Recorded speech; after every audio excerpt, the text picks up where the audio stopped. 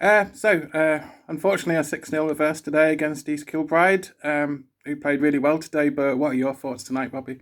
First half, I thought we competed, played really well, really good football, and we get sucker punched 3 times, 3 shots from East Kilbride, 3 goals.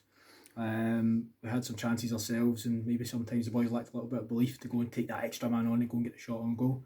But the first half was very positive. Second half, East Kilbride just showed their quality and the difference in the level that they have. The difference in the budget size, the players that they can pull in compared to what we can do here. I thought the boys competed very well, though, and they never gave up, which is what we always try and drill into them. Is that attitude? Is we don't get beat too easily. And I know 6-0 is a big scoreline, but it really flattered them. As I said, I repeat it from Saturday as well. 3 goals we conceded in the first half was just 3 sucker punches. Just quality. And when we're playing teams from the sort of top 4, if you want to describe them like that, it's difficult for a team like Gretna with the budgets and where we're at the moment, isn't it? I mean, what more can maybe the Gretna club do more to maybe compete a bit more against these sort of sides? Or it's just more so the camaraderie, really. We had the real camaraderie for the 5 games that we won. We've been slapped in the face a couple of times, but that's not something we're going to let affect us. And we just need to make sure the positive vibes keep coming back to the club. We need to make sure people keep coming back to support. We've kind of been missing that. We have the young set of fans that go and try and drive us through the game, but we're really missing those around the little town especially to come back and help us through this tough period of time. Because it is a tough period, isn't it? It's like 6 games in 2 and a bit weeks and no real time for training and that type of thing. We're not making excuses, but it does make it difficult at this level. Never going to make excuses, but need to remember, a lot of people need to remember where this club was last year, where we are currently, and the games that we're currently playing in such a short space of time. These aren't full-time athletes. They've got part-time jobs. Some guys are working on site 6 in the morning, aren't home until 5 at night, and then they've got to come down here to Gretna, or it's just a short trip up from Carlisle. So it's a big ask for them.